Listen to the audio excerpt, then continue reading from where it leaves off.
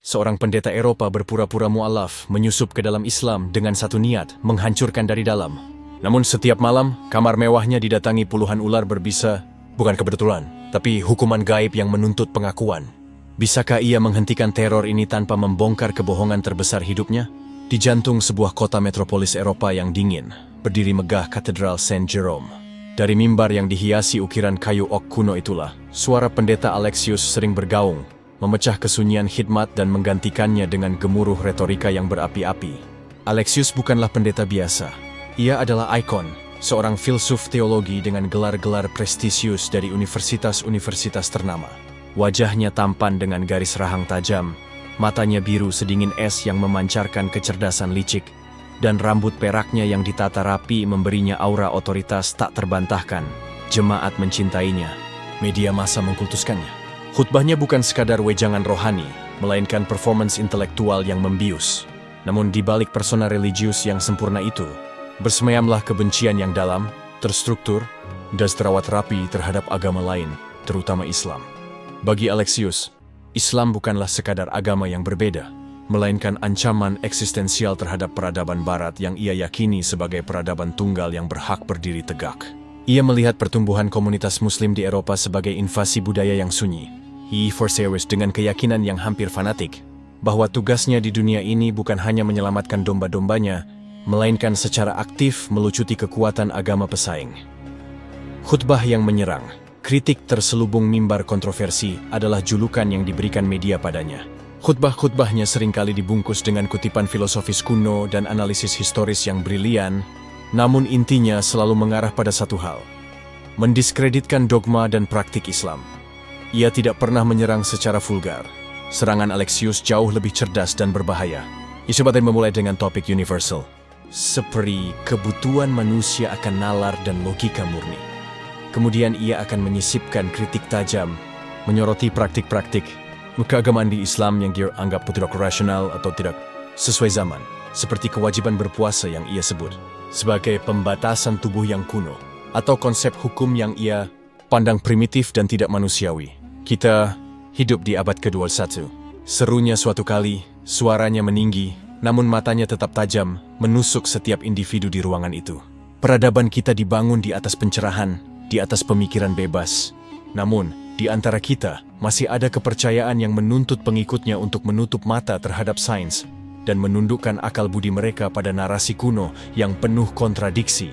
Ketika iman menuntut kita untuk mengkhianati logika, maka iman itu bukanlah penyelamat, melainkan belenggu.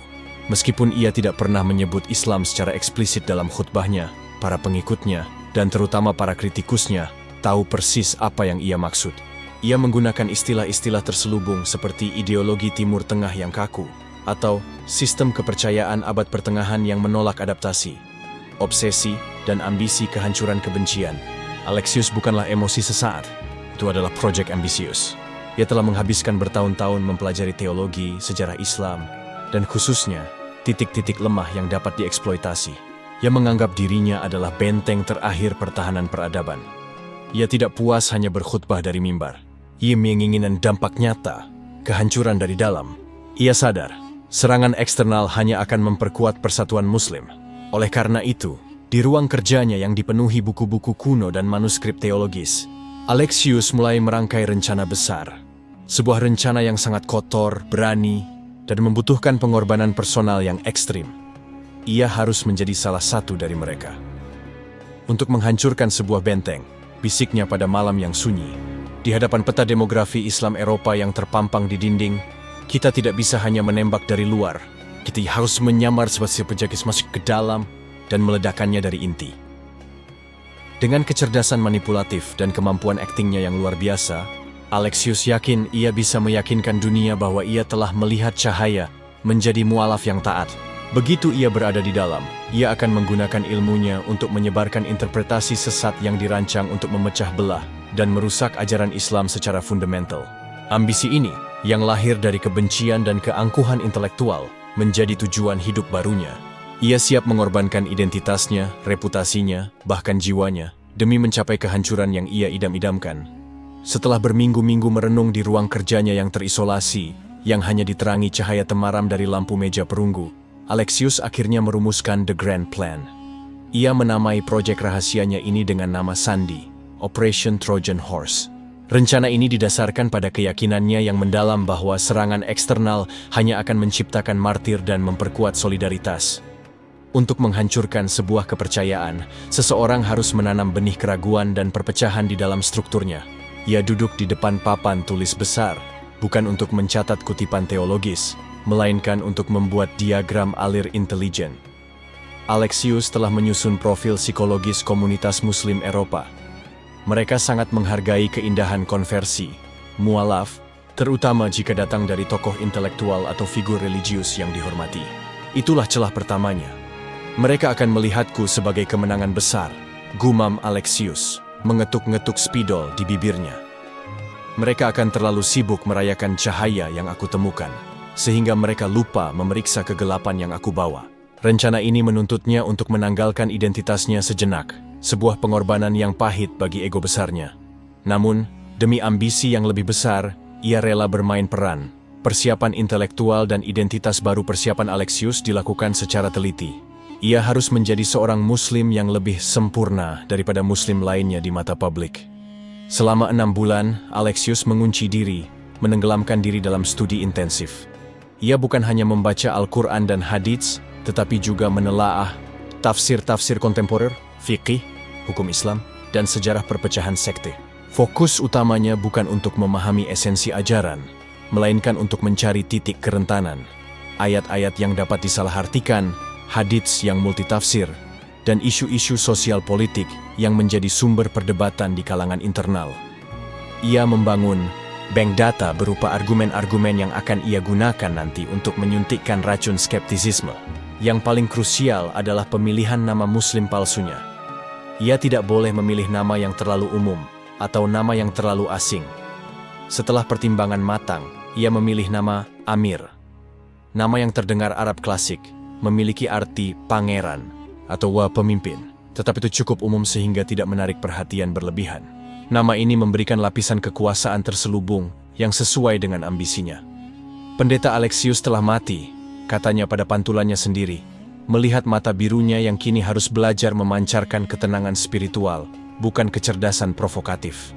Sekarang hanya ada Amir, seorang pencari kebenaran yang baru saja lahir kembali. Jaringan dukungan dan modus operandi Alexius menyadari ia tidak bisa bekerja sendirian. Ia menghubungi 2 mantan koleganya, seorang sosiolog dan seorang pakar media yang memiliki pandangan skeptis serupa terhadap Islam. Pertemuan dilakukan di lokasi tersembunyi, di sebuah villa sewaan di luar kota, jauh dari mata media yang selama ini mengawasinya. Kalian akan mengurus sisi publikasi dan narasi, perintah Alexius. Suaranya kini tenang dan penuh kalkulasi. Kalian harus memastikan konversiku bukan hanya berita, tapi sebuah epos religius.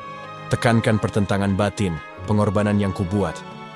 Dan yang terpenting, setelah aku masuk, kalian akan memantau media untuk melihat siapa yang paling cepat menerimaku. Mereka adalah target pertamaku. Modus operandi yang ia susun sangat bertahap, konversi dramatis. Menciptakan momen pencerahan yang menyentuh hati.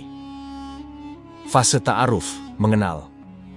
Menghabiskan waktu di masjid dan kajian, menunjukkan kerendahan hati dan keseriusan belajar. Fase akselerasi, menggunakan latar belakangnya sebagai ulama Kristen untuk membenarkan pemikirannya, menunjukkan bahwa ia memiliki wawasan perbandingan yang unik. Fase destruksi, perlahan, mulai mengajukan pertanyaan-pertanyaan yang merusak keyakinan, mendistorsi tafsir, dan menyebarkan ajaran yang memecah belah, sambil tetap mempertahankan citra kesalehan. Rencana ini tampak sempurna dan kejam. Alexius telah memperhitungkan segala risiko, mulai dari kehilangan status sosial hingga ancaman fisik.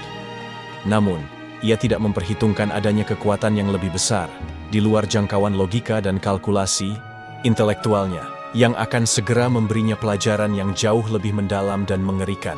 Ia menutup rapat-rapat papan tulisnya, siap mengenakan topeng Amir, sang mu'alaf palsu. Pada suatu sore yang mendung, di sebuah pusat kebudayaan Islam yang besar di ibu kota, panggung telah disiapkan untuk sebuah acara yang dipromosikan sebagai dialog antar iman menuju pemahaman.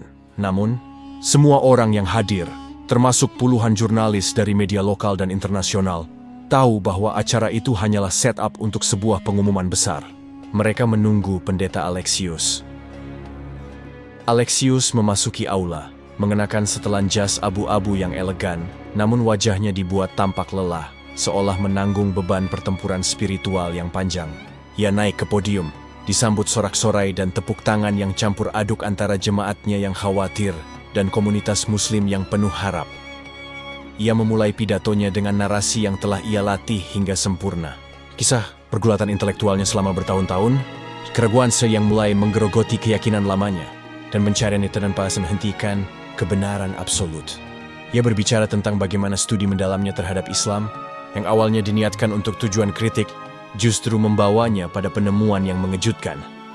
"Saya datang ke sini hari ini," kata Alexius dengan suara yang bergetar namun penuh otoritas. "Bukan sebagai kritikus lagi, tetapi sebagai seorang pelajar. Saya telah melawan selama bertahun-tahun, mencoba mempertahankan tembok yang saya bangun di sekitar hati dan pikiran saya. Tetapi, saya menyadari tembok itu terbuat dari keangkuhan, dan cahaya kebenaran itu telah menembusnya." Momen konversi yang dramatis klimaks pidato itu terjadi ketika Alexius menundukkan kepala dan mengumumkan keputusannya untuk meninggalkan gereja, meninggalkan gelarnya, dan meninggalkan kehidupannya yang lama. Jeda panjang terjadi, membiarkan keheningan yang menyesakan memenuhi ruangan. Beberapa jurnalis langsung menyalakan kamera mereka, bersiap mengabadikan momen yang akan menjadi headline esok hari. Seorang ulama terhormat, yang telah diatur sebelumnya untuk memainkan peran penting dalam sandiwara ini, naik ke panggung. Alexius, dengan mata yang dibuatnya tampak berkaca-kaca karena pertobatan, berlutut sesaat. Momen ini, yang diambil dari drama-drama klasik, adalah sentuhan sinematik yang ia tahu akan sangat memengaruhi opini publik. Kemudian, dengan suara lantang dan pelafalan yang ia pastikan terdengar fasih dan tulus, Alexius mengucapkan sumpah konversi. "Asyhadu an la ilaha illallah wa asyhadu anna Muhammadar Rasulullah." Pengucapan syahadat, kesaksian iman, itu disambut dengan ledakan emosi. Para hadirin muslim serempak bertakbir, Allahu Akbar, beberapa bahkan menangis haru. Mereka tidak melihat pendeta Alexius yang licik.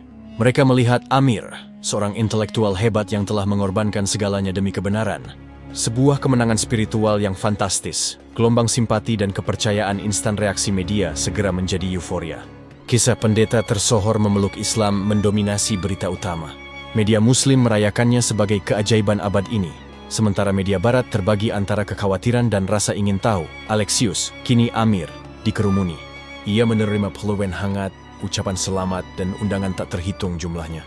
Komunitas muslim melihatnya sebagai aset yang tak ternilai, seorang mantan ulama yang kini bisa menjadi dai, penyeru, yang paling efektif bagi dunia barat. Tidak ada yang mempertanyakan ketulusannya, karena pengorbanannya tampak begitu besar dan tindakannya begitu publik. Dalam beberapa minggu, Amir, mantan Alexius, telah mendapatkan akses ke lingkaran-lingkaran yang paling ia butuhkan untuk melaksanakan Operation Trojan Horse. Ia diundang ke dewan-dewan masjid, diminta memberikan ceramah pengantar bagi mualaf baru, dan dipercaya sebagai suara baru Islam di panggung internasional. Ia menerima semua sanjungan itu dengan kerendahan hati palsu. Di dalam hati, ia menyeringai penuh kemenangan. Mereka bodoh, pikirnya dingin. Mereka membuka gerbang dan menggelar karpet merah untuk musuh terbesar mereka. Ia telah berhasil mendapatkan simpati dan kepercayaan. Sekarang, saatnya melangkah ke fase berikutnya. Menancapkan dirinya sedalam mungkin ke dalam struktur agama ini, sebelum ia mulai menyuntikkan racun perpecahan. Rencana berjalan sempurna. Terlalu sempurna ya, hingga ia lupa bahwa bukan hanya manusia yang mengawasinya. Dalam waktu yang sangat singkat setelah proklamasi keislamannya, Amir, mantan Alexius, menjadi fenomena. Komunitas muslim segera memberikan tempat istimewa padanya, didorong oleh persepsi bahwa ia membawa bobot intelektual yang jarang ditemukan pada mu'alaf biasa. Kecerdasannya yang tajam dan kemampuan retorika yang terasah selama bertahun-tahun di mimbar katedral adalah senjata utamanya. Ia tidak perlu lagi menyerang. Kini ia hanya perlu bertanya, dan pertanyaannya saja sudah mematikan. Ia dengan cepat diundang ke seminar-seminar eksklusif dan kelompok kajian yang dihadiri oleh para akademisi, ulama muda, dan tokoh-tokoh berpengaruh. Ia tahu persis siapa yang harus didekati, bukan hanya orang awam, tetapi para pemimpin opini, opinion leaders, yang ide-idenya memiliki efek berantai. Amir memainkan peran sebagai mu'alaf yang haus ilmu, tetapi kritis secara sehat dalam diskusi, dan ia tidak pernah langsung menyanggah. Sebaliknya, ia akan mengajukan pertanyaan-pertanyaan yang terkesan polos, namun mengandung racun epistemologis. Saya sangat menghargai konsep ijma, konsensus ulama. Katanya dalam sebuah forum akademis yang penting. Namun dari perspektif historis, bukankah penafsiran yang begitu lama dan mapan terkadang menjadi penghalang bagi ijtihad, pemikiran hukum independen yang lebih sesuai dengan kondisi sosial dan psikologis modern? Bukankah penekanan berlebihan pada tradisi berpotensi membuat kita statis dan terisolasi? Pertanyaan-pertanyaan semacam itu disambut baik oleh sebagian audiens yang memang cenderung liberal, melihatnya sebagai angin segar dari seorang intelektual barat. Namun, pada saat yang sama, ia menanamkan benih keraguan terhadap otoritas ulama tradisional. Strategi infiltrasi. Bertingkat Amir menetapkan 2 target utama untuk infiltrasi. Organisasi dakwah utama. Ia bergabung dengan sebuah organisasi nirlaba yang berfokus pada dialog antar agama dan pendidikan mu'alaf. Di sana, ia menawarkan diri untuk menulis materi-materi pengantar. Ini memberinya kontrol atas narasi awal yang diterima oleh mu'alaf baru, orang-orang yang paling rentan terhadap penyesatan karena fondasi keilmuan mereka yang masih rapuh. Kelompok kajian akademis. Ia secara intensif berinteraksi dengan para mahasiswa pascasarjana dan dosen muda yang tertarik pada pemikiran kritis. Lingkaran ini adalah tempat terbaik untuk menyebarkan interpretasi radikal yang ia siapkan. Pemikiran yang memecah belah namun dibungkus dengan bahasa akademis yang canggih. Melalui jaringan ini, Amir mulai mengukur kekuatan dan kelemahan internal komunitas.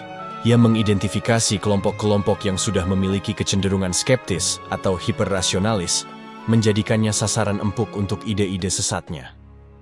Penyiapan fondasi destruksi fase ini menuntut kesabaran ekstrim dari Alexius. Hasratnya untuk segera menyerang sangat kuat, tetapi ia tahu, terlalu dini. Ia harus membangun reputasi tak tersentuh terlebih dahulu. Selama periode ini, ia berakting sangat taat.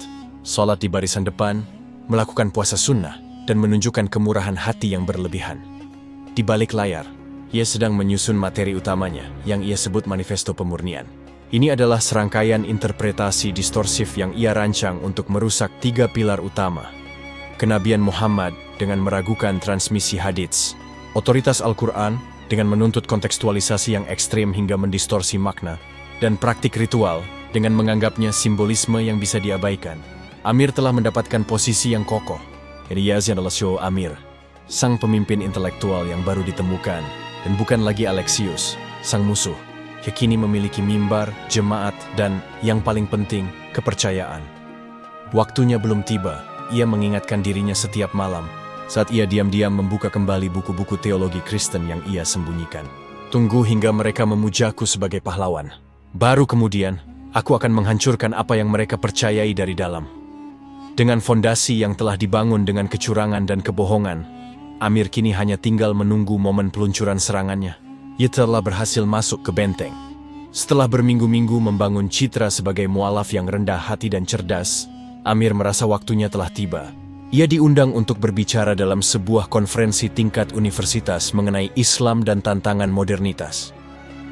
Ini adalah panggung yang sempurna, dihadiri oleh akademisi, mahasiswa kritis, dan beberapa ulama senior. Amir memilih topik yang tampak netral. Reinterpretasi teks suci dalam konteks sains kontemporer. Namun, di balik judul ilmiah itu, ia akan menyisipkan bom pertamanya. Ide bahwa beberapa teks Nash, teks pokok, harus ditanggapi secara alegoris, bukan literal, sejauh mereka bertentangan dengan sains modern yang ia sebut sebagai kebenaran yang lebih pasti. Tujuannya adalah menanamkan keraguan bahwa Al-Quran dan hadits adalah sumber kebenaran tertinggi yang tidak dapat digoyahkan. Di hadapan audiens yang terpukau, Amir memulai presentasinya. Ia menggunakan terminologi yang sangat canggih dan referensi dari filsuf non-muslim, memberikan kesan bahwa ia adalah jembatan antara 2 peradaban. Tak dengan das halus, ia mulai menyisipkan poin kuncinya. Saya berpendapat, ujarnya, dengan nada yang hati-hati namun otoritatif, bahwa agar Islam relevan di masa depan, kita harus memiliki keberanian untuk menyatakan bahwa teks yang bertentangan dengan kebenaran ilmiah yang terbukti harus diletakkan dalam ranah mitologi, ranah metafora. Menjaga teks suci dengan mengorbankan logika universal adalah bentuk penyembahan berhala yang baru. Beberapa mahasiswa mengangguk-angguk setuju.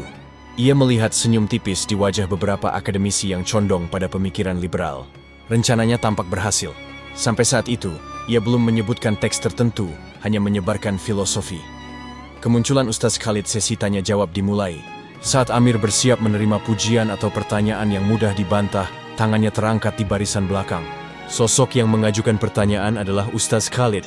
Khalid bukanlah ulama dengan gelar akademik Eropa, melainkan seorang ahli tafsir dan hadits tradisional yang dikenal karena kedalaman ilmunya dan integritas moralnya yang tak tercela. Ia mengenakan pakaian sederhana, kontras dengan setelan mewah Amir. "Saudara Amir," ujar Ustaz Khalid dengan suara tenang namun berwibawa. "Anda berbicara tentang kebenaran ilmiah yang terbukti. Tetapi kami sebagai umat Islam meyakini bahwa Al-Quran adalah kebenaran yang datang dari Yang Maha Tahu. Sumber kebenaran kami adalah yang abadi, sementara ilmu pengetahuan adalah produk dari usaha manusia yang terus berevolusi dan terkoreksi. Pertanyaan saya sederhana, apakah Anda menempatkan otoritas tafsiran manusia yang berubah-ubah, yaitu sains, lebih tinggi daripada otoritas kalamullah, firman Allah, yang mutlak?" Amir terkejut. Khalid tidak tertarik pada permainan filosofisnya. Ia langsung menyerang akar ideologi Amir. Otoritas, pertarungan retorika, dan kebuntuan Amir, yang terbiasa menang dalam debat, mencoba memutarbalikkan argumen. Ia mencoba menuduh Ustaz Khalid sebagai fundamentalis yang menolak kemajuan. "Ustaz Khalid," balas Amir dengan senyum yang sedikit dipaksakan. "Saya tidak menolak kalamullah. Saya hanya menolak interpretasi yang kaku. Ketika teks dipahami secara literal, padahal logika dan sains menolaknya, itu bukan iman. Itu adalah penyangkalan realitas." Namun, Ustaz Khalid tidak gentar. Ia mengutip ayat-ayat yang menekankan pentingnya akal, dalam Islam, lalu menunjukkan bahwa akal yang benar, menurut Islam, harus tunduk pada wahyu, jika akal itu bertentangan dengan teks yang otentik. "Anda mengatakan kami harus mengorbankan teks demi logika," tegas Khalid. "Padahal, Anda hanya mengorbankan teks demi asumsi logis Anda sendiri yang terpengaruh oleh pandangan barat yang selama ini Anda peluk. Anda mencari kebenaran di luar kitab, padahal kitab itu sendiri adalah definisi kebenaran. Ilmu Anda yang luar biasa hanya berfungsi untuk membungkus keraguan, bukan untuk menguatkan iman." Argumen Ustaz Khalid, yang didukung oleh dalil yang kuat dan logika yang sederhana namun tak terbantahkan, berhasil membalikkan suasana forum. Para hadirin, terutama yang lebih tradisional, mengangguk setuju. Upaya pertama Amir untuk menyuntikkan racunnya telah gagal total. Tidak ada yang terpengaruh sesat. Sebaliknya, Amir justru terlihat seperti neofit, mualaf baru, yang terlalu berani menantang ulama senior. Frustrasi dan amarah terpendam Amir menutup sesi dengan wajah kaku. Ia meninggalkan konferensi dengan perasaan dipermalukan. Di dalam mobilnya yang mewah, topeng Amir seketika copot. Alexius yang dingin dan kejam kembali muncul. "Siapa dia?" geramnya, meninju jok mobil. "Seorang ulama kampung datang dan merusak rencanaku dengan kesederhanaan bodoh. Dia melucuti semua kemenanganku." Frustrasi itu membakar. Kegagalan ini, yang datang dari orang yang ia anggap inferior secara intelektual, adalah penghinaan besar. Rencana yang ia yakini sempurna ternyata tidak anti gagal. Itchworth White akan menyingkirkan Khalid dan menggandakan usahanya. Alexius kembali ke rumahnya malam itu, membawa amarah dan dendam yang jauh lebih gelap. Ia belum tahu bahwa kekalahan kecilnya di panggung intelektual hanyalah awal dari teror yang lebih personal. Malam itu, villa mewah yang ditinggali Alexius sebagai kedok untuk Amir yang berdedikasi, terasa sesak oleh kemarahan dan frustrasi.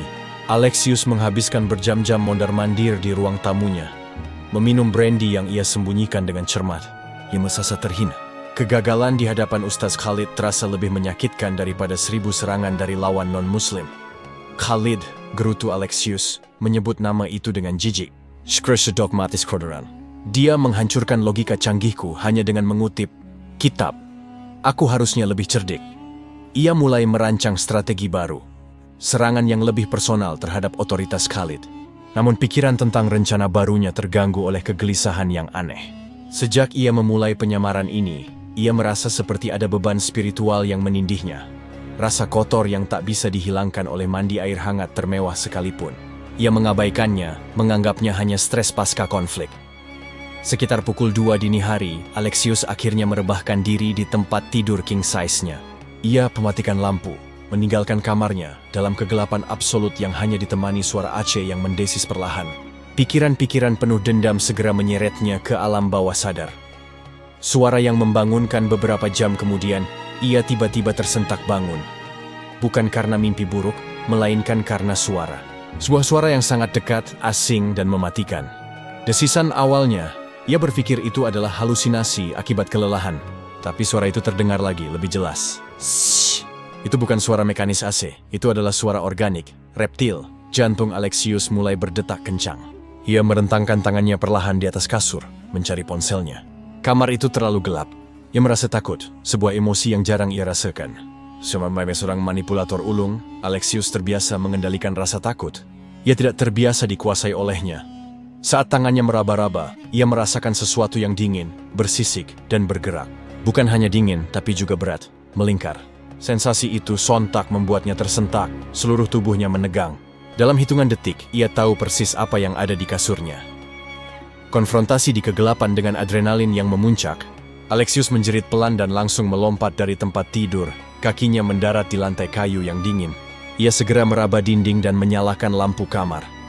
Cahaya lampu gantung mewah menyebar, mengungkap kengerian yang membeku di udara.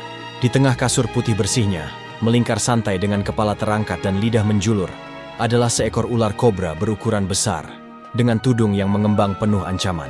Warna kulitnya gelap, hampir hitam, dan matanya berkilauan memantulkan cahaya lampu, penuh bahaya. Ular itu baru saja menjadi tamu tak diundang pertamanya. Napas Alexius tersengal-sengal. Ia bukan tipe orang yang takut pada hewan, tetapi ular kobra di dalam rumahnya, di atas kasurnya, tanpa alasan yang jelas, adalah sesuatu yang melampaui logika. Ia berdiri membeku sesaat, antara ketakutan dan kebingungan. Secara naluriah, ia mengambil tongkat golf yang ia simpan di sudut kamar. Dengan hati-hati dan penuh perhitungan, seperti ahli strategi perang, ia mendekati tempat tidur. Dengan satu ayunan keras dan membabi buta, ia menghantam ular itu hingga terlempar ke lantai dan mati seketika, meninggalkan noda darah dan cairan tubuh yang menjijikan di kasur dan karpet mahal. Penolakan rasional dengan tubuh gemetar, Alexius membersihkan kekacauan itu. Ia memeriksa seluruh kamar, jendela, dan ventilasi. Semuanya tertutup rapat. Mustahil ular itu masuk dari luar. Setelah membuang bangkai ular itu keluar halaman, ia duduk di sofa, mencoba menenangkan detak jantungnya yang masih tidak teratur. Ini kebetulan, bisiknya pada dirinya sendiri, mencoba memaksakan logika. Villa ini dekat dengan hutan. Mungkin ada celah kecil yang tidak kulihat. Niki adalah kejadian yang wajar di iklim seperti ini. Tidak ada hubungannya dengan yang lain. Alexius menolak mentah-mentah gagasan bahwa ada kaitan antara kegagalan rencananya dan kemunculan reptil mematikan ini. Ia adalah seorang pria yang percaya pada nalar, bukan pada takhayul atau intervensi supernatural. Ia meyakinkan diri bahwa ini hanya nasib buruk, insiden yang hanya akan terjadi sekali. Dengan pikiran yang sedikit lebih tenang namun tetap tegang, ia kembali ke kamar, mengganti spray yang kotor, dan berusaha tidur. Ia menutup mata, berharap mimpi buruk itu telah berakhir. Ia belum tahu bahwa malam itu hanyalah pengantar, dan tamu tak diundang itu baru saja memberitahu bahwa kehadirannya akan menjadi rutinitas harian yang mengerikan. Alexius terbangun dengan perasaan lemas dan gelisah. Malamnya dihabiskan dalam tidur yang dangkal, terus-menerus tersentak oleh suara sekecil apapun. Ketika matahari pagi menembus celah gorden, ia merasa lega. Hanya mimpi buruk, pikirnya. Merasionalisasi kejadian ular semalam sebagai anomali yang telah berakhir. Ia duduk di tepi tempat tidur, menghela napas panjang, dan bersiap menghadapi hari yang berat. Hari di mana ia harus merumuskan kembali rencana untuk menjatuhkan Ustaz Khalid. Saat ia menggerakkan kakinya untuk turun dari kasur, pandangannya tertuju pada bantal di sebelahnya. Di atas bantal yang seharusnya kosong itu, ada seekor ular lain. Tidak sebesar kobra semalam, tapi jelas mematikan, dengan pola cincin hitam dan kuning. Jantung Alexius langsung berdebar kencang, lebih parah dari semalam, ia membeku. Ular itu bergerak sedikit, lidahnya menjulur. Alexius mundur, merangkak ke ujung kasur dengan cepat. Ini bukan kebetulan. Ular kedua, dalam 24 jam, di tempat yang sama. Setelah ia menutup semua celah, invasi yang tak terhitung sambil memegang tongkat golfnya, senjata andalannya. Ia memaksa dirinya untuk melihat lebih jauh ke sekeliling ruangan. Saat itulah kengerian yang sebenarnya menyergapnya. Ruangan itu dipenuhi ular. Di sudut meja tulis antiknya, 3 ular kecil saling melilit. Di rak buku, seekor ular hijau terang meliuk di antara jilid-jilid teologi kuno. Bahkan saat ia menatap gagang pintu kamarnya, ia melihat siluet melingkar yang dingin. Seekor ular yang sedang beristirahat. Total, ia menghitung setidaknya 10 ekor. Semuanya kecil, ramping, dan berdasarkan pola kulit mereka, semuanya tampak berbisa mematikan. kepanikan Alexius berubah menjadi histeria senyap. Ia tidak berteriak, ketakutannya terlalu pekat. Ia hanya bisa terengah-engah, matanya bergerak liar, mencari rute pelarian. Ia tidak bisa menggunakan pintu. Jendela di lantai 2 terlalu berisiko. Satu-satunya jalan keluar adalah kamar mandi pribadi. Pengepungan di kamar mandi dengan gerakan secepat kilat, Alexius berlari ke kamar mandi dan membanting pintu. Ia menguncinya dan bersandar ke pintu, mencoba mengatur napas. Jantungnya histeris seperti drum yang dipukul-pukul. Namun ia hanya mendapatkan kedamaian sesaat. Saat ia mendongak, ia melihat sehelai kulit ular kering di sudut langit-langit. Dan saat ia melihat ke bawah, di atas bathtub porselen putih, ada 2 ekor ular kecil yang berenang tenang di genangan air sisa semalam. Di bawah wastafel, ada satu lagi. Kamar mandinya juga telah dimasuki. Rasionalitas Alexius mulai runtuh. Bagaimana? Pintu terkunci dari dalam sebelum ia tidur. Ventilasi udara hanyalah celah kecil. Ini bukan invasi hama biasa. Ini terasa seperti pengepungan yang disengaja. Upaya pembersihan dan kebuntuan logis Alexius menghabiskan waktu berjam-jam dalam keadaan terkunci. Menggunakan penyemprot aerosol dan tongkat pel untuk membunuh setiap ular yang ia temukan satu persatu. Pembunuhan itu brutal, menjijikkan, dan membuat kamarnya berbau racun dan darah. Ia berkeringat deras, bukan karena panas, tapi karena ketakutan yang dingin. Setelah ia yakin ruangan itu bersih, untuk sementara, ia segera keluar dan memanggil layanan pengendalian hama darurat. Tim profesional datang dengan peralatan lengkap, memeriksa setiap sudut villa. Mereka menutup setiap celah kecil, setiap lubang ventilasi, dan menyemprotkan zat kimia kuat. Ini sangat tidak biasa, Tuan Amir, kata kepala tim. Bingung. Kami tidak menemukan sumber koloni di sini. Villa ini terlalu bersih dan tertutup. Ular-ular ini sepertinya muncul entah dari mana. Alexius membayar mereka mahal dan mengusir mereka secepat mungkin. Ia tidak ingin ada saksi yang melihat teror yang ia alami.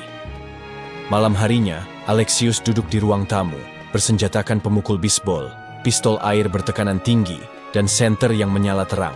Ia kini aspirasi tidur di kamar. Ketakutan itu telah merampas akalnya. Ia mencoba memaksa dirinya untuk mencari alasan logis. Apakah ini sabotase dari musuh lama di gereja? Balasan dari Ustaz Khalid? Tidak, itu terlalu absurd. Ini adalah serangan yang sunyi, misterius, dan sangat personal. Ular-ular itu adalah balasan atas penyamaran dan niat jahatnya yang paling tersembunyi. Tidak mungkin, gumamnya, menggelengkan kepala dengan panik. Ini hanya alam. Aku hanya sial. Namun di lubuk hatinya yang terdalam, Alexius tahu, ini bukan lagi urusan logika. Ini adalah peringatan, sebuah konsekuensi spiritual yang menuntut balasan atas kebohongan terbesarnya. Ia hanya menunggu, dengan napas tertahan, untuk melihat apakah teror ini akan berlanjut. Kekhawatiran yang dialami Alexius terbukti benar. Serangan ular berbisa yang tiba-tiba dan tak terjelaskan itu tidak berhenti. Sejak insiden invasi besar di bab 7, kemunculan ular telah berubah menjadi rutinitas pagi yang kejam. Sebuah ritual kengerian yang harus ia jalani setiap hari. Meskipun tim pengendali hama telah menyegel villa itu seolah-olah bunker, meskipun ia telah memasang jaring kawat halus di setiap ventilasi, dan menyumbat setiap lubang yang ia temukan dengan beton, ular-ular itu selalu kembali. Mereka tidak masuk secara logis, mereka hanya muncul. Setiap pagi, saat fajar menyingsing, Alexius akan terbangun dalam keadaan tegang. Ia tidak lagi melihat indahnya sinar matahari pagi. Ia melihatnya sebagai sinyal dimulainya The Daily Sweep, penyapuan harian. Jumlah ular yang muncul bervariasi, kadang hanya 2 atau 3, terkadang lebih dari 10. Mereka ditemukan di tempat-tempat yang mustahil. Di dalam sneaker mahalnya, melingkari pegangan cangkir kopi, bahkan pernah ia temukan saat membuka kulkas. Yang paling mengerikan adalah ketika ia mendapati seekor ular kecil menggeliat di dalam jubah ibadahnya yang rapi, pakaian yang ia kenakan sebagai penyamaran Amir. Sangkar emas yang beracun villa mewahnya telah berubah menjadi sangkar emas yang beracun. Alexius, yang dulunya adalah sosok yang sangat terkontrol dan rasional, kini hidup dalam kondisi ketakutan konstan. Ia tidak lagi tidur di kamar, melainkan di sofa ruang tamu dengan lampu menyala terang. Dikelilingi oleh senjata improvisasi, pemukul bisbol, pemantik api, dan semprotan racun serangga, insomnia menjadi teman setianya. Setiap suara mendesis dari pendingin ruangan, setiap gesekan daun di luar jendela memicu adrenalinnya. Ia menghabiskan malam-malamnya dalam keadaan setengah sadar, mengawasi bayangan dan merencanakan strategi pertahanan yang ia tahu sia-sia. Dampak dari kurang tidur dan teror psikologis ini sangat parah. Wajah Alexius yang dulunya tampan dan terawat kini terlihat cekung dan kuyu. Lingkaran hitam tebal menghiasi matanya, dan gerak-geriknya menjadi cepat dan gugup. Ia mulai bicara sendiri, berusaha keras untuk mencari penjelasan logis. Ini bukan supernatural. Ini adalah sabotas biologis. Mereka menggunakan semacam feromon untuk menariknya. Tapi siapa? Bagaimana mereka bisa melewati pengamanan? Setiap upaya rasionalnya menemui jalan buntu, membuat kegilaan terasa semakin dekat. Ia pernah mencoba meninggalkan ular-ular itu hidup-hidup, berharap mereka akan mencari jalan keluar. Tetapi ular-ular itu hanya berdiam diri, seolah menunggu hingga ia lengah. Akhirnya ia selalu berakhir dengan ritual pembunuhan yang menjijikkan, pembersihan, dan penyegelan yang sia-sia, hanya untuk mengulanginya keesokan pagi, kerusakan mental dan erosi. Niat teror harian ini secara perlahan menggerogoti niat Alexius untuk merusak Islam.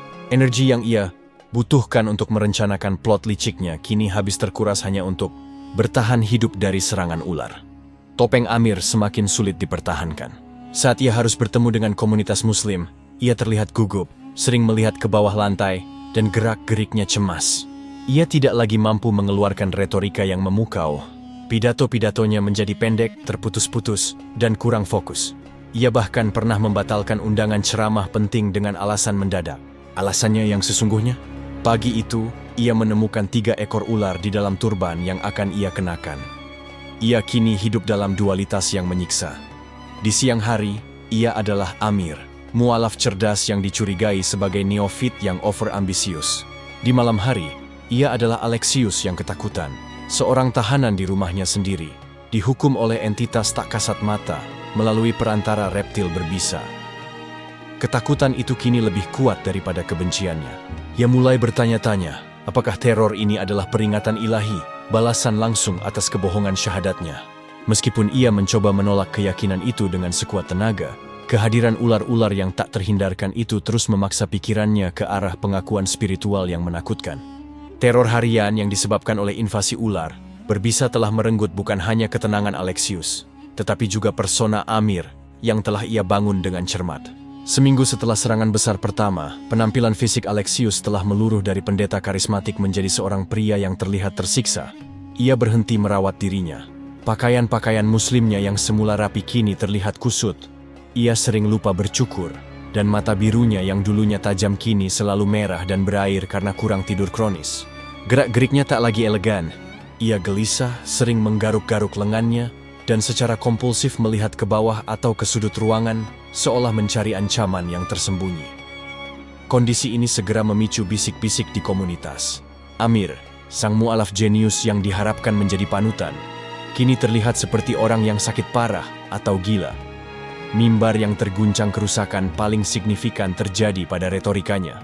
Sebagai Amir, ia dijadwalkan mengisi ceramah mingguan di sebuah pusat dakwah besar. Kali ini ia mencoba menggunakan kesempatan itu untuk meluncurkan serangan yang telah ia rencanakan. Ulang setelah kegagalannya melawan Ustaz Khalid, ia akan menyerang praktik ibadah dengan argumen rasionalis ekstrim. Namun, saat ia berdiri di mimbar, kata-katanya tidak mengalir. Ia lupa poin-poin penting, tersandung saat mengucapkan istilah Arab, dan matanya terus bergerak liar ke sekeliling ruangan. Ia bahkan secara tidak sadar menarik jubahnya ke atas pergelangan kaki, takut ada ular yang melata di bawah pakaiannya. Di tengah ceramah tentang spiritualitas dan ketenangan, ia tiba-tiba berhenti dan menatap kosong ke sudut ruangan di belakang jemaat. Tidak ada apa-apa di sana, gumamnya pelan. Suara aslinya Alexius muncul, bukan suara percaya diri Amir. Ia kemudian melanjutkan ceramahnya dengan tergesa-gesa, mengakhiri pembicaraan dalam waktu 5 menit, jauh lebih pendek dari yang dijadwalkan. Publik terkejut. Beberapa jemaat saling pandang dengan cemas. Dia terlihat sakit, bisik seorang wanita. Atau mungkin terlalu banyak belajar. Tekanan konversi, jawab yang lain, mencoba merasionalisasi. Tetapi, para tokoh senior dan orang-orang yang mengenalnya sebelum konversi tahu, ada sesuatu yang jauh lebih dalam daripada sekadar stres. Kecerdasan dan karisma Alexius yang dulu tak tertandingi kini telah hilang, digantikan oleh paranoia yang terlihat jelas. Hilangnya kepercayaan komunitas perilaku aneh Amir tidak hanya mencabut rasa hormat, tetapi juga menghancurkan kepercayaan yang telah ia curi. Organisasi dakwah yang awalnya memberinya peran kunci mulai menarik diri. Mereka membatalkan jadwal ceramahnya dengan alasan kesehatan yang memburuk dan meminta izin untuk menunda proyek penulisan buku yang ia pimpin. Alexius menyadari bahwa ia kehilangan kendali. Kegagalannya di bab 5 hanya merusak ideologinya. Teror di bab 7 dan 8 kini telah merusak instrumennya, dirinya sendiri. Keresahan di antara komunitas muslim semakin menguat. Beberapa mulai curiga bahwa cahaya yang dilihat Amir itu tidak nyata. Mengapa dia selalu terlihat melihat ke lantai? Tanya seorang ulama muda. Dia terlihat seperti orang yang menyembunyikan sesuatu, atau seperti orang yang terus-menerus merasa dikejar. Alexius, yang dulunya menikmati pujian, kini mulai merasakan tatapan curiga dan jijik. Ia bahkan pernah menuduh seorang petugas kebersihan masjid mencoba memasukkan ular ke dalam tasnya, membuat keributan yang memalukan di depan publik. Ia benar-benar terisolasi. Rencana besarnya telah lumpuh. Yermela tidak bisa menyebarkan ide sesat jika ia tidak memiliki mimbar dan kredibilitas. Rasa takut yang konstan di rumahnya kini merembes ke kehidupan publiknya, membuatnya menjadi sosok yang rapuh, bukan lagi ancaman. Ia adalah hantu dari dirinya yang dulu, dihukum bukan oleh manusia, melainkan oleh kekuatan yang menolak membiarkan kebohongan spiritualnya berlanjut tanpa konsekuensi. Di tengah kehancuran mental dan isolasi sosialnya, hal terakhir yang diharapkan Alexius adalah kunjungan. Namun itulah yang terjadi pada suatu sore menjelang maghrib. Setelah menolak panggilan telepon dan menghindari semua interaksi sosial, bel villa Alexius berbunyi. Saat ia membuka pintu dengan sikap gugup, ia mendapati Ustaz Khalid berdiri di luar. Sosok yang dulu ia anggap sebagai ulama sederhana dan dogmatis, kini berdiri di sana dengan wajah penuh kekhawatiran yang tulus, memancarkan ketenangan yang sangat kontras dengan badai di dalam diri Alexius. "Saudara Amir," sapa Ustaz Khalid dengan suara lembut. "Saya datang karena saya khawatir. Saya mendengar kabar tentang kesehatan Anda yang memburuk, dan saya melihat Anda di masjid. Anda terlihat sangat tertekan." Alexius awalnya ingin membanting pintu, tetapi rasa lelahnya mengalahkan keangkuhannya. Selain itu, ada bagian kecil dari dirinya yang putus asa ingin mengakui segalanya, atau setidaknya mencari bantuan dari ketenangan Ustaz Khalid yang begitu nyata. Ia pun mempersilahkan Ustaz Khalid masuk, membawa tamunya itu ke ruang tamu yang kini penuh dengan kotak-kotak kosong bekas racun serangga dan tongkat-tongkat yang ia gunakan sebagai senjata. Percakapan di ujung kehancuran Ustaz. Khalid duduk dengan tenang, mengabaikan kekacauan yang terlihat di sekitarnya. Ia tidak bertanya tentang ular, melainkan tentang iman. "Saya tahu pergolakan intelektual itu sulit, Saudara Amir," kata Ustaz Khalid. "Tetapi saya melihat Anda semakin menjauh dari cahaya, bukan semakin dekat. Apa yang mengganggu Anda? Apakah masih tentang kontradiksi teks suci yang Anda yakini?" Alexius, yang sudah lama tidak berbicara secara jujur, merasakan pertahanan dirinya runtuh. Air mata yang sudah lama ia tahan menggenang di matanya yang bengkak. "Bukan teks, Ustaz," bisiknya, suaranya parau. Itu tentang niat, tentang kebohongan." Ia menarik napas dalam-dalam, hampir siap untuk mengucapkan pengakuan mematikan. "Aku tidak pernah menjadi Muslim. Aku adalah pendeta Alexius yang datang untuk menghancurkan kalian." Ia ingin membuang beban rahasia yang telah mendatangkan teror fisik dan psikologis ini. Saya rasa saya telah melakukan dosa besar," katanya. Kata-katanya bergetar. "Saya merasa dihukum oleh sesuatu yang melampaui logika." Ustaz Khalid mencondongkan tubuhnya ke depan, matanya penuh kasih sayang. "Siapapun kita semua berbuat dosa, Saudara Amir. Yang Maha Pengampun selalu membuka pintu taubat. Anda hanya perlu jujur pada diri Anda sendiri dan niat Anda." Teror yang memutuskan konfrontasi tepat pada momen krusial itu, ketika Alexius hendak mengakui bahwa seluruh konversinya adalah kebohongan, suara mendesis yang familiar terdengar. Bukan desisan dari ventilasi atau sudut gelap, melainkan dari atas. Ustaz Khalid dan Alexius mendongak. Di balok kayu langit-langit, tepat di atas kepala mereka, seekor ular berbisa hitam besar, yang jauh lebih besar dari yang pernah dilihat Alexius, meluncur ke bawah. Ular itu bergerak sangat cepat, seolah didorong oleh kemarahan. Ustaz Khalid terkejut, namun ia tetap tenang. "Tuan Amir, jauhkan diri Anda," serunya, berusaha melindungi diri. Tapi Alexius telah tenggelam dalam teror yang sudah menjadi traumanya. Melihat makhluk itu di hadapan orang lain, saksi atas hukuman rahasianya, membuatnya histeris. Ia tidak melihat ular. Ia melihat manifestasi dari kejahatannya. "Tidak. Pergi, mereka datang karena aku. Pergi!" teriak Alexius, melompat dan mengambil pemukul bisbolnya. Alih-alih menyerang ular itu, ia malah mengayunkan tongkat itu ke udara dengan panik dan histeris, seolah sedang melawan musuh tak terlihat. Ia sepenuhnya kehilangan kendali. "Ustaz Khalid, Melihat kengerian murni di mata Alexius dan terkejut dengan kemunculan ular yang tiba-tiba itu, menyadari bahwa kondisi mental Amir jauh lebih parah daripada yang ia kira. Ia mundur. "Saudara Amir, saya akan panggil bantuan medis. Anda harus mencari pertolongan," kata Ustaz Khalid sambil buru-buru meninggalkan ruangan. Alexius tidak mendengarkan. Ia menjerit, mengayunkan tongkat dan mengusir Ustaz Khalid, memastikan bahwa tidak ada saksi yang melihatnya dalam kondisi yang begitu memalukan. Ular itu telah berhasil memutus satu-satunya kesempatan Alexius untuk taubat dan pengakuan tulus.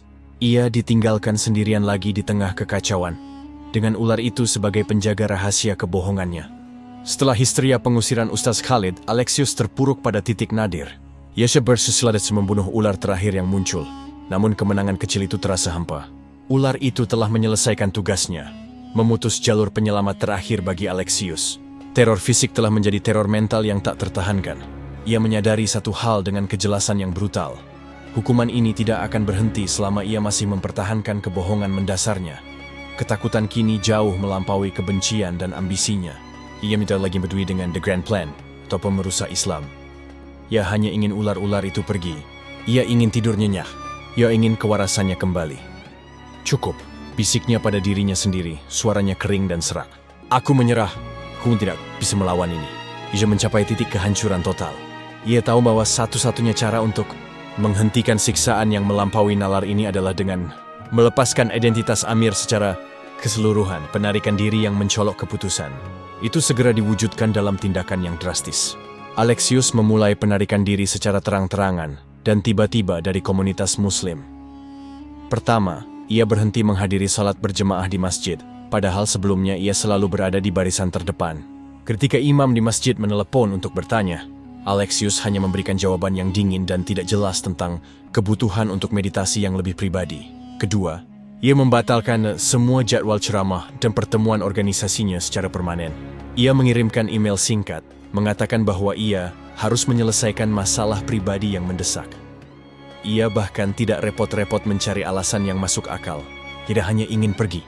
Ketiga, dan yang paling mencolok, ia mulai kembali ke kebiasaan lamanya. Ia menyingkirkan semua pakaian muslim yang ia kenakan sebagai penyamaran, dan menggantinya dengan pakaian Eropa lamanya yang mahal, setelan yang terkesan angkuh dan formal. Di rumah, ia kembali meminum minuman keras yang ia sembunyikan, kebiasaan yang ia tinggalkan total selama sandiwara Amir. Semua ini dilakukan tanpa pengakuan resmi. Ia tidak secara terbuka menyatakan, "Aku bukan muslim." Ia hanya bertindak seolah-olah ia tidak pernah menjadi muslim sama sekali. Ia membiarkan kebohongan itu mati dengan sendirinya melalui pengabaian. Topeng yang ditinggalkan perubahan drastis ini menimbulkan kehebohan yang singkat dalam komunitas. Orang-orang berbisik, dia pasti kembali pada keyakinan lamanya. Atau, lihat, dia tidak pernah benar-benar tulus. Ustaz Khalid, setelah insiden ular yang menakutkan itu, hanya diam, menduga bahwa Amir sedang mengalami krisis mental yang parah. Bagi Alexius, tanggapan publik tidak lagi penting. Ia telah melepaskan jubah kesalehan palsunya. Namun, ia mendapati bahwa keputusan ini belum mengakhiri teror sepenuhnya. Ular-ular itu masih muncul, meskipun jumlahnya berkurang dan frekuensinya lebih jarang.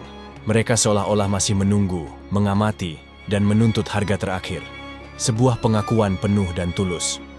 Alexius menyadari bahwa hanya berhenti berakting tidaklah cukup. Kemudian yang menghukumnya tidak puas dengan penarikan diri yang pasif. Ia harus secara eksplisit menanggalkan niat jahat dan kebohongannya. Ia harus meruntuhkan narasi Amir dengan tangannya sendiri. Duduk di sofanya yang kotor, memandang keluar jendela di malam hari, Alexius mulai memikirkan cara paling dramatis dan definitif untuk mengakui segalanya. Ia harus memastikan pengakuan ini terdengar, dilihat, dan terekam. Sebuah dokumen sejarah yang akan membersihkan karma spiritual yang ia yakini telah menarik makhluk-makhluk berbisa itu ke dalam hidupnya. Alexius tahu bahwa ia tidak akan bisa menghadapi publik secara langsung.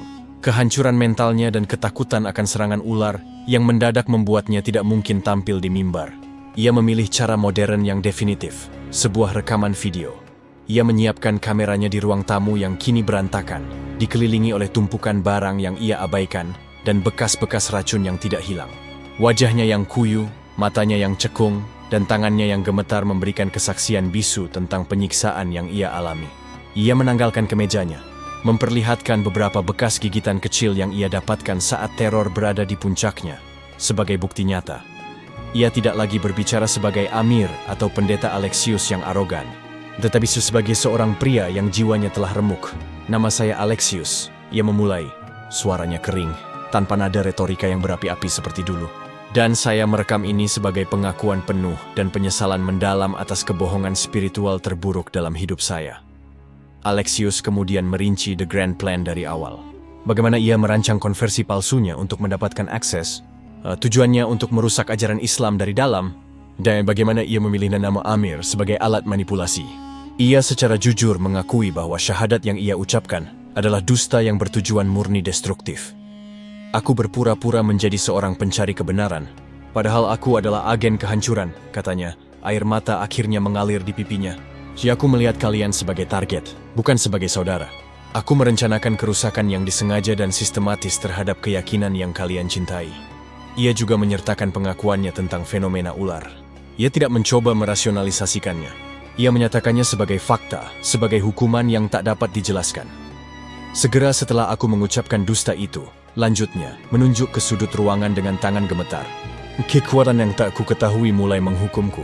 Setiap hari, ular-ular berbisa muncul di rumahku. Bukan satu, tapi banyak. Di tempat tidurku, di pakaianku, dimanapun. Itu adalah teror tanpa henti. Sebuah balasan yang langsung kurasakan atas niat jahatku. Aku telah menolak untuk melihatnya sebagai hukuman ilahi, tetapi kini aku tahu, aku tidak punya penjelasan lain." Ia mengakhiri rekaman itu dengan permohonan maaf kepada komunitas muslim yang telah ia tipu, dan kepada entitas yang ia yakini menghukumnya, yang menyatakannya sebagai pengunduran diri total dari segala hal yang berhubungan dengan Amir dan rencana jahatnya. Pengiriman dan keheningan yang dingin. Alexius segera mengunggah video pengakuan itu ke platform cloud dengan tautan yang dikirimkan ke kontak terdekatnya, termasuk alamat surel Ustaz Khalid dan beberapa organisasi dakwah yang pernah ia tipu. Ia menekan tombol send dan melepaskan napas yang seolah ia tahan selama berbulan-bulan. Setelah itu, ia duduk di sofa, tongkat bisbol masih berada di sampingnya, menunggu rutinitas paginya. Ia menutup mata, mempersiapkan diri untuk suara desisan, untuk pertempuran harian dengan makhluk berbisa. Ia menunggu hingga larut malam. Ia menunggu hingga fajar menyingsing, keheningan. Ia membuka matanya perlahan. Matahari bersinar. Udara villa terasa dingin, tetapi tidak ada desisan, tidak ada gerakan bersisik yang mencurigakan. Ia melompat dan mulai memeriksa ruangan. Di bawah meja kosong, di depan lemari kosong. Ia memeriksa kamar mandi, di mana ular sering berenang, kosong. Sehari berlalu. 2 hari, seminggu. Teror itu telah berhenti total. Tidak ada satupun ular yang muncul lagi sejak detik ia menekan tombol kirim untuk video pengakuan itu. Tempat yang dulunya adalah sarang ular kini menjadi villa yang sunyi. Alexius, walau bebas dari ancaman fisik, kini harus menghadapi kehancuran publik dari pengakuannya. Siksaannya telah berakhir, tetapi pelajaran spiritual dan karma yang ia terima akan tetap menyertainya hingga akhir hayatnya. Ketika tautan video pengakuan Alexius mulai tersebar, dampaknya seperti bom yang meledak di tengah ketenangan Eropa. Skandal Amir, sang mualaf palsu, segera mendominasi berita internasional. Media barat merayakan kembalinya Alexius ke agamanya semula, mencoba mengaburkan niat jahatnya dengan narasi penyiksaan spiritual yang dialami di bawah tekanan budaya asing. Namun, bagi komunitas muslim, dampaknya sangat mendalam. Awalnya, ada gelombang kemarahan, rasa dikhianati, dan malu karena telah begitu mudah ditipu oleh seorang aktor ulung. Orang-orang yang mendukungnya, yang memberinya akses dan kepercayaan, merasa bodoh dan terluka. Di tengah kekacauan itu, suara Ustaz Khalid terdengar menenangkan. Ia tidak menanggapi dengan kemarahan, melainkan dengan ketenangan yang berlandaskan iman. "Ini adalah pelajaran besar bagi kita semua," ujar Ustaz Khalid dalam konferensi pers yang diadakan secara mendadak. "Kita terlalu mudah terbuai oleh nama besar dan gelar akademis. Kita menyambut seseorang hanya karena ia datang dari luar, tanpa menguji niat dan fondasi imannya. Kisah Alexius bukan tentang kegagalan Islam. Ini adalah tentang kekuatan niat yang jahat, dan bagaimana niat itu pada akhirnya dihancurkan bukan oleh kita, tetapi oleh kebenaran yang ia coba rusak." Komunitas muslim mulai menarik hikmah. Mereka mengambil keputusan kolektif untuk lebih fokus pada penguatan iman dari dalam, daripada mencari pengakuan eksternal. Mereka kini lebih berhati-hati dalam memberikan panggung kepada neofit, mualaf baru, menekankan pentingnya waktu dan keikhlasan dalam proses konversi. Kebohongan Alexius, secara ironis, justru memperkuat pondasi pertahanan spiritual mereka. Kembalinya, sang pendeta yang patah sementara dunia luar bergejolak, Alexius kembali ke kehidupannya yang lama sebagai pendeta, namun hanya dalam nama. Gereja Saint Jerome menerimanya kembali, menganggap skandal itu sebagai ujian iman yang mengerikan. Namun, Alexius yang kembali bukanlah pendeta Alexius yang dulu. Ia kehilangan api retorikanya. Mimbar yang dulu ia kuasai kini terasa seperti panggung eksekusi. Ia tidak lagi berani menyerang agama lain. Khutbah-khutbahnya menjadi dingin, berjarak, dan sangat abstrak, hanya fokus pada hal-hal aman dan filosofis. Ia adalah seorang pria yang dihancurkan. Ia tidak lagi mampu tidur nyenyak. Meskipun ular-ular itu telah berhenti muncul, paranoia itu tetap hidup. Setiap suara mendesis, setiap tali atau kabel yang melingkar, memicu ingatan traumatis akan teror di kamarnya. Ia berjalan dengan mata yang selalu waspada, secara naluriah mencari kehadiran yang bersisik. Alexius telah menerima peringatan gaib yang menghancurkan dirinya, bahwa kejahatan yang tersembunyi tidak akan dibiarkan tanpa balasan. Ia telah mencoba menggunakan akalnya untuk melawan Tuhan, dan ia dihukum dengan cara yang melampaui akal. Penutup. Bayangan di lantai pada akhirnya, Alexius hidup dalam penyesalan yang tidak sempurna. Ia menyesali teror ular itu, tetapi tidak sepenuhnya menyesali niat jahatnya. Ia tidak benar-benar bertaubat dan menjadi tulus. Ia hanya dipaksa mundur oleh kekuatan superior yang tidak ia mengerti. Ia tetap seorang pendeta, tetapi dia kini adalah penjara bagi dirinya sendiri. Dihantui oleh kenangan akan ular-ular berbisa yang menjadi manifestasi langsung dari karma niat jahatnya. Villa mewahnya tetap bersih dan sunyi. Namun setiap pagi saat ia bangun, ia merasakan dinginnya kulit bersisik di tepi kasurnya, bayangan dari hukuman yang ia terima. Dan begitulah kisah Amir, sang mualaf palsu, berakhir. Rencananya untuk merusak sebuah agama gagal total, dan ia dikalahkan bukan oleh kecerdasan manusia, melainkan oleh balasan spiritual yang datang dalam bentuk teror reptil, sering membuktikan bahwa niat sekecil apapun akan selalu menemukan jalannya untuk dihakimi.